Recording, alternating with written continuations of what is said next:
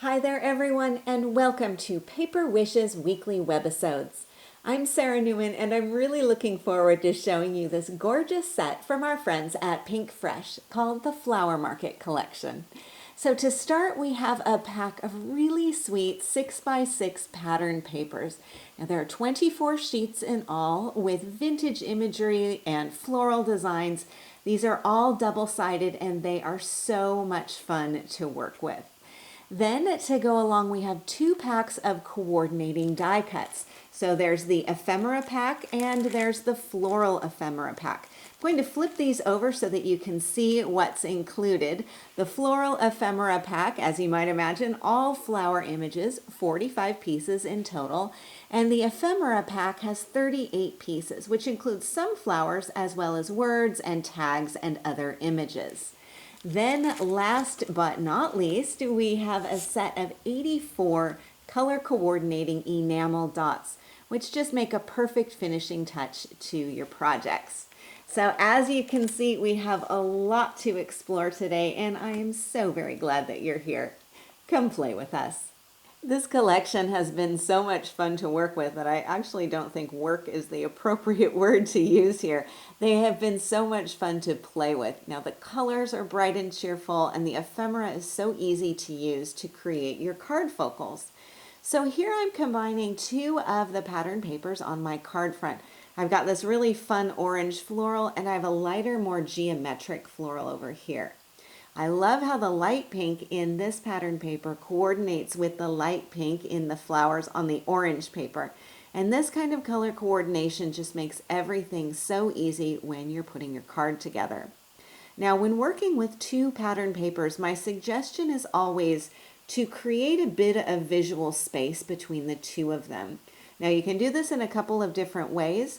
You can mat them with a solid cardstock. You can also ink the paper edge.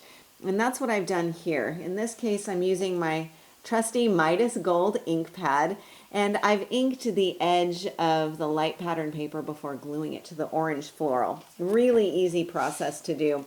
All you need to do is grab your paper, your cardstock, and your ink pad. Now, depending on how you hold your ink pad in relation to your paper, you'll get some different amounts of coverage.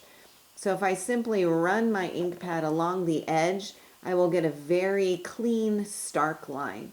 If I hold my ink pad more toward the surface of my cardstock or paper, then I will get a softer, more intense line.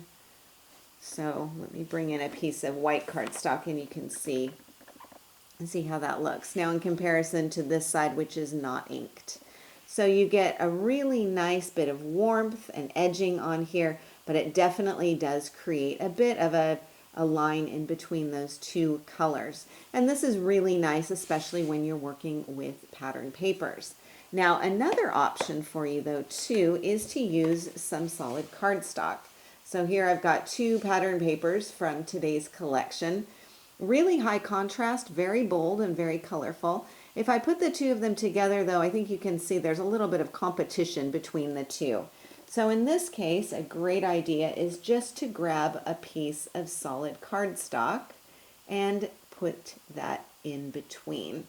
Now you can also play with not only the color of cardstock, you could go with white or black or cream, any of the classics. Of course, you can also work in a colored cardstock as I've done here. You can also play with how wide you want that border to be. It could be very narrow. It could also be a little bit wider. So you can play with your various proportions in this sense as well. But I think you can definitely see this creates a lot more visual space than having the 2 of them simply right next to each other. So that's my trick for working with 2 pattern papers on a single card surface. Now here, of course, I've got more of a tone-on-tone effect, and so simply inking that border is going to be enough to create a little bit of visual space in there. Now, the solid papers that I'm using on this card and on all the cards in this webisode are from the Teacups and Roses cardstock pack, and the colors just matched perfectly. So I covered my card front with a light blue solid cardstock, And then I trimmed down my floral combination piece slightly smaller than my card front. I inked around all the edges with that Midas gold and then glued it right onto the front of my card. Then as a card focal, I have this really fun combination of elements from the ephemera and the floral ephemera packs. And I've also added some enamel dots here to accent some of the flower centers. I'm also using some foam tape in here too. So I've got foam tape underneath my sentiment and underneath this frame, underneath this flower as well. And that's just creating a little bit more extra depth and dimension. And my leaves and this floral cluster are glued straight down onto the front of my card. Then for my card inside, I have another piece of this geometric floral design, also heavily inked with that Midas gold. And then I have an ephemera message and a flower.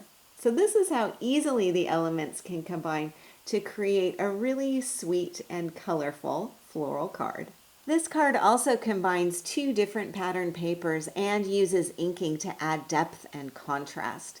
So for this card layout, you could glue your pattern papers to the front of your card blank and all of your elements as well, and have the fold of your card be up here at the top if you want.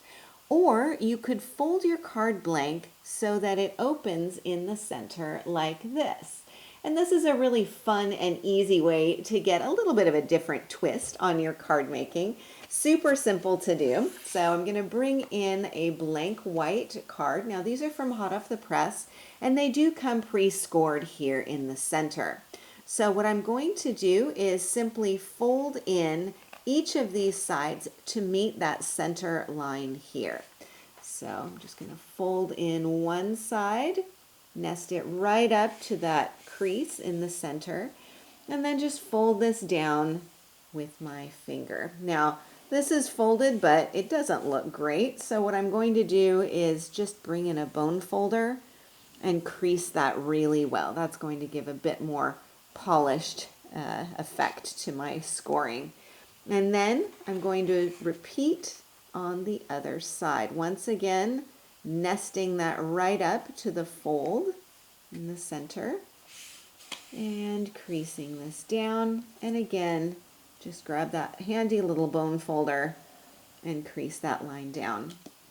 And then I've got a card that will open from the center. Now I can position it going this way. I can also have it going this way, which is what I decided to do with my card.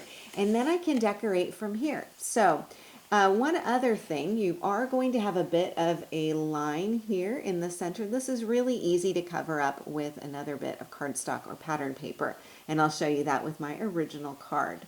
So once you've got everything folded up, then you are ready to add your pattern papers, your cardstock, and your embellishments. So here what I've done is first covered these panels with cardstock from the Teacups and Roses pack. It's a really pretty kind of light mint color.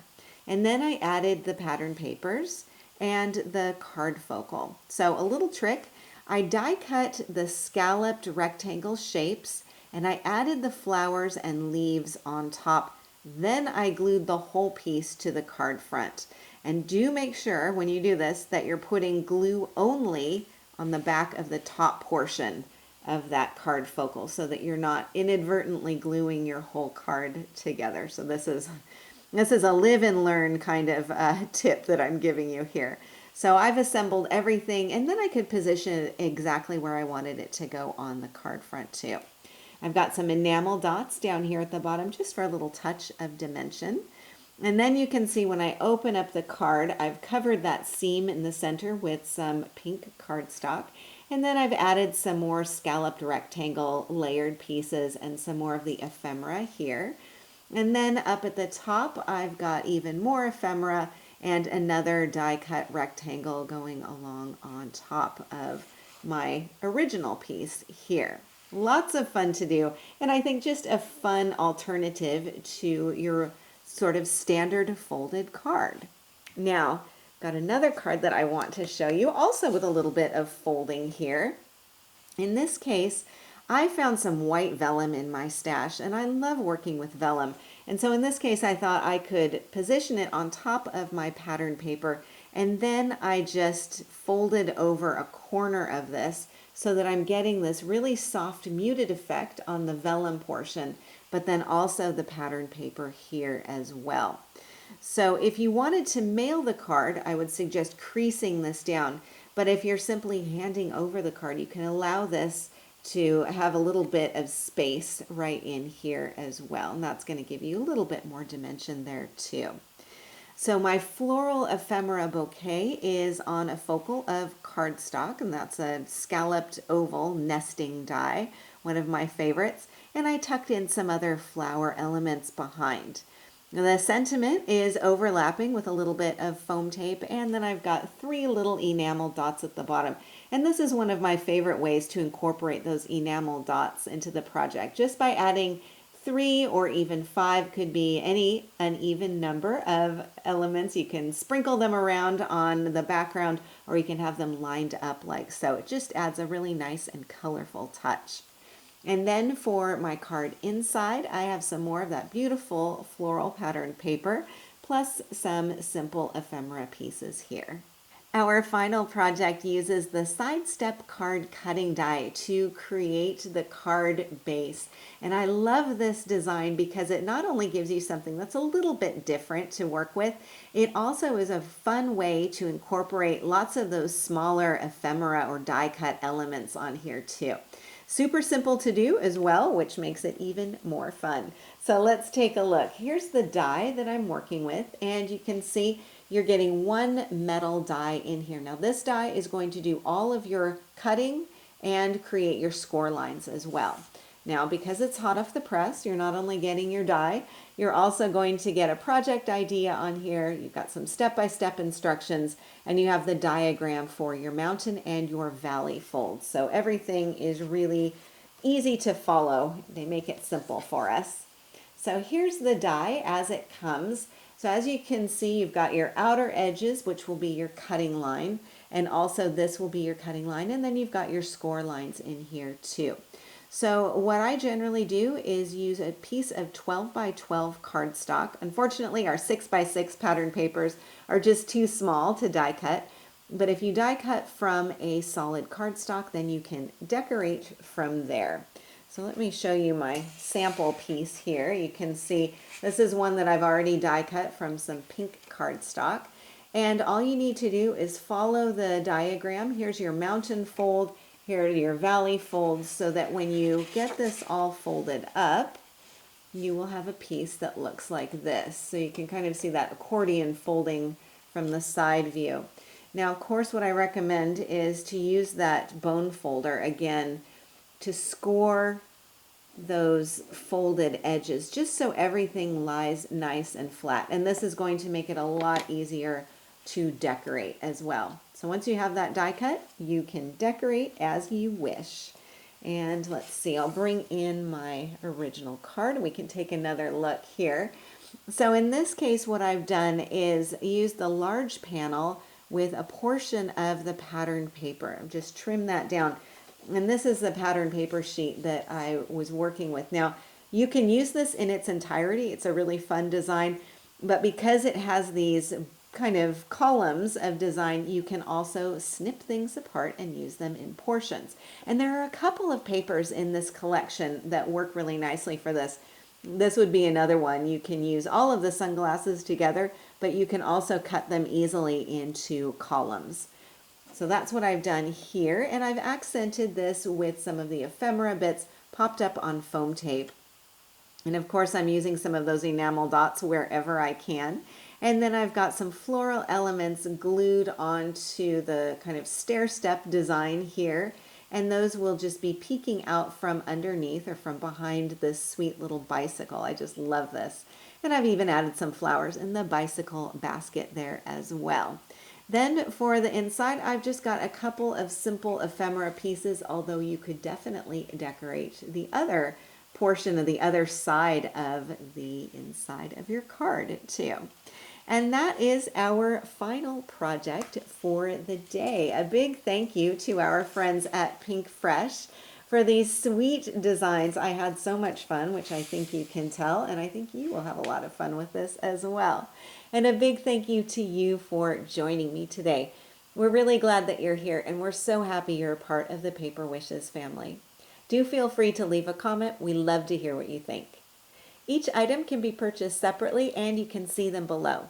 However, we've also bundled them into a creative money saver just for you. For the money saver, see this webisode on paperwishes.com. And if you're watching us on YouTube, have a look in the description box below this video.